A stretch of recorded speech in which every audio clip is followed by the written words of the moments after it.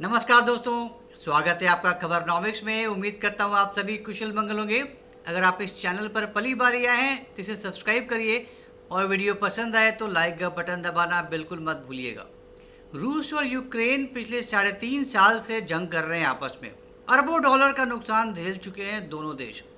रूस पलटवार करता है, रूस नए तरीके से हमला करता है, भयानक तरीके से हमला करता है। दोनों तरफ भारी तबाही मची हुई है। अभी जब जंग शुरू हुई थी तो रूस ने यही सोचा था कि कुछ दिनों में निपटा देंगे। रूस की क्या हैसियत मेरे सामने, चंद दिनों में निपटा देंगे। लेकिन ये कैलकुलेशन या यूँ कह लीजिए ये बहुत बड़ा मिस कैलकुलेशन रहा रशिया का। और कुछ दिन तो छोड़िए, 3.5 साल हो चुके हैं और आज तक ये जंग चल ही रहा है, चल रहा है। हर दोनों देश एक दूसरे पर जमकर भयानक तरीके से पलटवार करते हैं। और वर्ल्ड का one of the largest arms exporter होने के बावजूद रशिया आज तक नहीं हरा पाया यूक्रेन को। हालांकि 20% से ज़्यादा ज़मीन कब्जा कर चुका है यूक्रेन का, लेकिन फिर भी इसके कंपैरिजन में जो लॉसेस हुए हैं रशिया को, वो हद से ज़्यादा, कहीं ज़्यादा है। दुनिया भर के सैंक्शंस लगे हुए हैं रशिया के ऊपर, तो हर तरीके से काइंड ऑफ बोल सकते हैं कि बर्बाद हो रहा है बहुत तेज़ी से। हर दिन जो एक एस्टिमेट आया था कि हर दिन ऑन एन एवरेज $1 बिलियन का खर्चा है रशिया का इस युद्ध में। तो हद से ज़्यादा महंगा पड़ चुका है रशिया के लिए ये वॉर। और पीछे हटना ना रूस के लिए सही है और ना ही यूक्रेन। दोनों का ही यूँ के लिए नाक की लड़ाई बन चुकी है ये लड़ाई। तो खैर देखना है कि कब तक चलेगा, राइट। तो अब लड़ाई है तो कोई ना कोई तो अंजाम आएगा ही आएगा, आज नहीं तो कल। सीज फायर होने का नाम नहीं ले रहा है, कोई भी पार्टी सीज फायर करने को तैयार नहीं हो रही है।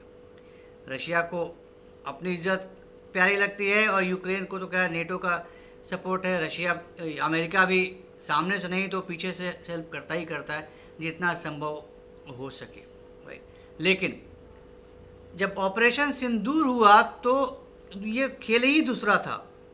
स्टार्टिंग तो हुआ कि इंडिया ने सिर्फ पाकिस्तान के टेरर कैंप्स को डिस्ट्रॉय किया और एम भी यही था कि सिर्फ टेरर कैंप्स को डिस्ट्रॉय किया जाए, दैट्स इट। लेकिन अब पाकिस्तान के ड्रोन्स अटैक और मिसाइल अटैक शुरू करने के बाद से फिर इंडिया ऑफेंसिव मोड में आ गया और फिर इंडिया ने ताबड़तोड़ अटैक्स करने शुरू कर दिए मिलिट्री बेसिस पे, एयरफील्ड्स पे, जहाँ जो सही लगा वहाँ घातक हमले शुरू कर दिए।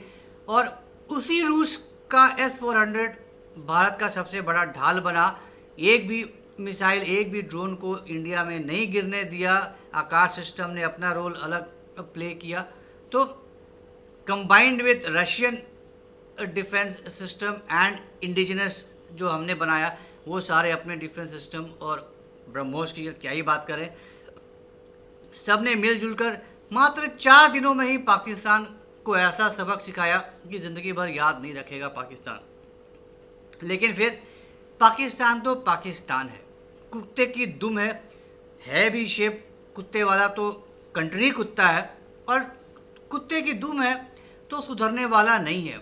अब खबर आई थी कि ISI और आर्मी मिलकर अब जितने भी टेरर कैंप्स बर्बाद हुए हैं पाकिस्तान के, अब उसको फिर से दुरुस्त करने में जुट गए हैं, वापस रीबिल्ड कर रहे हैं बहुत बड़े पैमाने पर। और अब ये खबर है कि अब उनको हाईटेक बनाया जा रहा है, पहले से कहीं ज़्यादा हाईटेक बनाया जा रहा है इन टेरर कैंप्स को। और ये भी प्लानिंग हो रही है कि अब एक साथ एक ही कैंप में 200 या उससे ज़्यादा टेररिस्ट को एक साथ नहीं रखेंगे कैंप में, क्योंकि अगर मान लीजिए फिर एक ब्रह्मोस गिरा तो एक झटके में 200 आतंकी खलास, ये भी ठीक नहीं रहेगा। तो छोटे छोटे टुकड़ों में अब रहेंगे किसी भी टेरर कैंप्स में। हो सकता है अब और नए नए टेरर कैंप्स बने और अब ये इतने बड़े पैमाने पर टेररिस्ट एक साथ इकट्ठा नहीं रहेंगे, छोटे छोटे अब कैंप्स में रहेंगे कि अगर कोई मिसाइल गिरता भी है तो कम नुकसान हो। तो ये है, और इनको ज़्यादा हाईटेक बनाया जाएगा, ज़्यादा सिक्योर्ड बनाया जाएगा। तो अब इन सब चीज़ों पर ज़्यादा खासा ध्यान दिया जा रहा है, ISI और आर्मी दे रही है।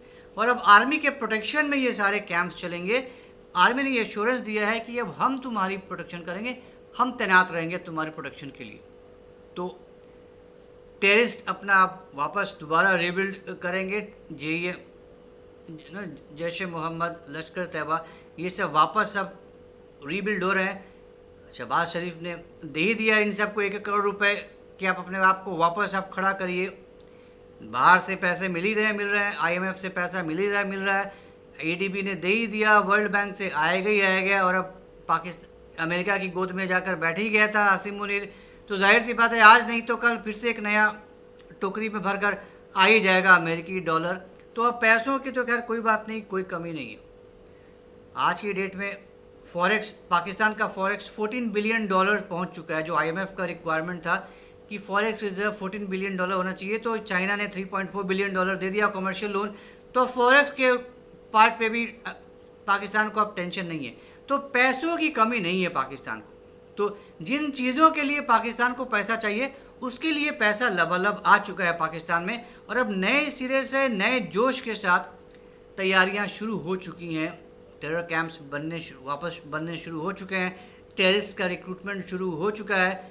ISI और आर्मी पूरे नए जोश के साथ वापस खड़ा करने में लग गई हैं, जुट गई हैं। तो इसका मतलब अब इंडिया कुछ नहीं करेगा, शांत बैठेगा? जी नहीं, बिल्कुल नहीं। इंडिया भी अपनी पूरी तैयारी कर रहा है, पूरी जानता है, इंडिया जानता है पाकिस्तान की फितरत, तो शांत बैठने वाला नहीं है। अभी भी कहीं से कोई भी ऐसा जगह नहीं है ऑपरेशन सिंदूर के बाद से जहाँ से इंडिया ने अपना पोजीशन थोड़ा सा ढीला किया हो या वहाँ से रिट्रैक्ट किया हो, वो फ्रंट ओपन छोड़ दिया हो, ऐसा कहीं नहीं है। जहाँ थे सब वहीं के वहीं हैं, अभी भी पूरी तरह से तैनात हैं, पूरी तरह से तैयार हैं कि जहाँ कुछ भी खुराफात किया पाकिस्तान ने, वापस ऑपरेशन सिंदूर 2.0 शुरू हो जाएगा। मोदी जी ने कहा ही था कि ऑपरेशन सिंदूर खत्म नहीं हुआ है, सिर्फ इसको अभी रोका गया है, हॉल्ट किया गया है। तो किसी भी समय में एक कोई और खुराफात हो और that will be treated as an act of war, और वापस ऑपरेशन सिंदूर 2.0 शुरू होगा। पाकिस्तान देगा मौका, पाकिस्तान देगा इंडिया को मौका, और जल्द ही देगा। तो इंडिया पूरी तरह से तैयार है, पूरी तैयारियां हो चुकी हैं। और अभी SCO में गए थे राजनाथ सिंह, तो वहाँ भी रशिया के साथ मीटिंग हुई है, और ये बात दोहराया राजनाथ सिंह ने, प्रेशर डाला है कि भाई जो S-400 की बाकी 2 बैटरीज हैं, अभी 3 बैटरीज आई थी, 5 बैटरीज के लिए डील हुआ था, अभी इंडिया मात्र 3 बैटरीज के साथ ऑपरेट कर रहा है, अभी 2 बैटरीज आनी बाकी हैं। तो राजनाथ सिंह ने रशिया पे प्रेशर डाला है कि बची हुई 2 S-400 भी जल्दी से जल्दी दो। अब सुकोई 30 जो वन ऑफ दी आप बोल सकते हैं मोस्ट लीथल वेपन्स है जो इंडिया का, जो ऑपरेशन सिंदूर में जिसने बहुत बड़ा रोल निभाया था, ब्रह्मोस ठोका था हमने उसी से। अब उसका एडवांस्ड वर्जन अब आएगा, उस पर उनको एडवांस्ड बनाने के लिए इंडिया हज़ारों करोड़ खर्च करने जा रहा है। काइंड ऑफ 84 सुकोई को सुपर एडवांस्ड सुकोई बनाने की अब तैयारी शुरू हो गई है, तो उनको और ज़्यादा लीथल बनाया जा रहा है। तो इंडिया भी कोई कसर नहीं छोड़ रहा है। ब्रह्मोस NG पे काम चल रहा है, नेक्स्ट जनरेशन, वो और भी ज़्यादा, पहले से भी ज़्यादा खतरनाक हो जाएगा। अग्नि के बारे में ख्याल आया था कि जो अग्नि 5 है, अब उसमें जो ईरान पे अमेरिका ने बंकर बस्टर बम्स गिराए थे, अब उस पर काम कर रहा है इंडिया। अग्नि 5 को अब बंकर बस्टर टाइप का बनाने का काम चल रहा है। तो ये सब तैयारियां चल रही हैं। तो इंडिया पूरी तरह से तैयार हो जाना चाह रहा है, पहले से कहीं ज़्यादा और मजबूत होते जा रहा है और होना चाह रहा है इंडिया, और हो भी जाएगा, ऐसा इसमें कोई शक की बात नहीं है। ताकि इस बार जब ऑपरेशन सिंदूर 2.0 हो, इस बार कोई कसर नहीं छोड़ेगा इंडिया। सिर्फ टेरर कैंप्स तक ही इस बार सीमित नहीं रहेगा। इस बार इंडिया चुन चुन कर मारेगा, और इस बार टेररिस्ट टारगेट नहीं होंगे। इस बार इंडिया का टारगेट होगा आसिम मुनीर, सबका जड़। वही वो जड़ है इन सारी खुराफात का। तो इस बार इंडिया का टारगेट होगा आसिम मुनीर। कुछ भी हो जाए, किसी भी तरह से आसिम मुनीर को ख़त्म करने का टारगेट होगा इंडिया को। तो इंडिया पूरी तैयारी कर रहा है, हर तरीके से तैयार हो रहा है, चाहे वो ड्रोन्स हो, चाहे वो मिसाइल्स हो, चाहे वो डिफेंस सिस्टम हो। पिछली बार थी ऑपरेशन सिंदूर में नेवी बस एक बटन दबाने की देर थी, नेवी पूरी तरह तैयार थी, कराची पूरा टारगेट पे था, सिर्फ ऑर्डर मिला नहीं, इसलिए इंडियन नेवी ने कुछ टारगेट नहीं किया। पाकिस्तानी नेवी ने कुछ इनिशिएट नहीं किया, कोई एक्शन नहीं लिया, इसलिए इंडियन नेवी ने कुछ रिएक्ट नहीं किया। अगर कुछ भी गलती से भी पाकिस्तानी नेवी ने कुछ किया होता हरकत, फिर पाकिस्तानी नेवी का भी सफाया हो चुका होता, कराची जो पोर्ट है वो साफ़ हो चुका होता, पाकिस्तान की रीढ़ की हड्डी साफ़ हो चुकी होती, चकनाचूर हो चुकी होती, इंडियन नेवी उसका सफाया कर चुका होता, विक्रांत तैयार था अरेबियन सी में।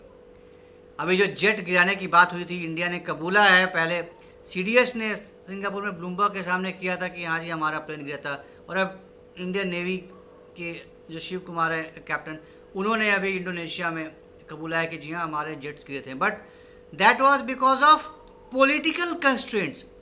पॉलिटिकल कंस्ट्रेंट था कि हम नहीं कर सकते, हम ज़्यादा ऑफेंसिव नहीं हो सकते, इस वजह से हम उस तरह से रिएक्ट नहीं कर पाए पाकिस्तानी हमलों का, इस वजह से हमने अपने फाइटर जेट्स खोए थे।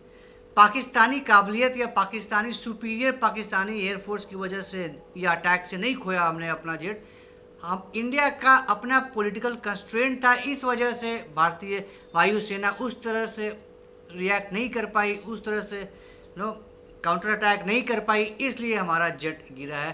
तो इसमें इंडियन एयरफोर्स की कोई गलती नहीं थी, उसमें कमी नहीं थी, because of political constraint, political reasons हमने अपना विमान खोया। इससे भी इंडिया ने सीख लिया है कि इस बार अगर हुआ ऑपरेशन 2.0 तो ऐसा कोई कंस्ट्रेंट नहीं रहेगा, ऐसी कोई गलती नहीं होगी जो ऑपरेशन सिंदूर 1.0 में हुआ। तो पूरी तैयारी के साथ इस बार जाएगा India, and India will ensure कि इस बार कोई कसर ना रहे, एक पॉइंट तक ना छूटे पाकिस्तान का जिसको बर्बाद करना बाकी रह जाए या कोई स्कोप छोड़ा जाए। कोई ऐसा सेंटर नहीं बचेगा पाकिस्तान में जिसको छोड़ दिया जाएगा। तो देखते हैं कब पाकिस्तान अपनी हरकत फिर से दिखाता है और कब इंडिया को ऑपरेशन सिंदूर 2.0 लागू करने का मौका मिलता है। तो बड़ी बेसब्री से हर हिंदुस्तानी इंतज़ार कर रहा है कि कब वो दिन आए और कब जो बाकी रह गया था, जो कसर पूरा रह गया था ऑपरेशन सिंदूर 1.0 में, वो ऑपरेशन 2.0 में उसको पूरा कर दिया जाए और पाकिस्तान मिट्टी में मिल जाए। तो देखते हैं, लेट्स वेट एंड वॉच। तो उम्मीद करता हूँ आपको ये डिस्कशन पसंद आया होगा। तो अगर ये डिस्कशन पसंद आया तो हमारे इस वीडियो को लाइक करिए, शेयर करिए और हमारे चैनल को सब्सक्राइब करना बिल्कुल मत भूलिए, बेल आइकन भी ज़रूर दबा दीजिएगा। तो जल्दी मिलेंगे कैसे नई इंटरेस्टिंग वीडियो के साथ, तब तक के लिए जय हिंद, जय अखंड भारत, नमस्कार।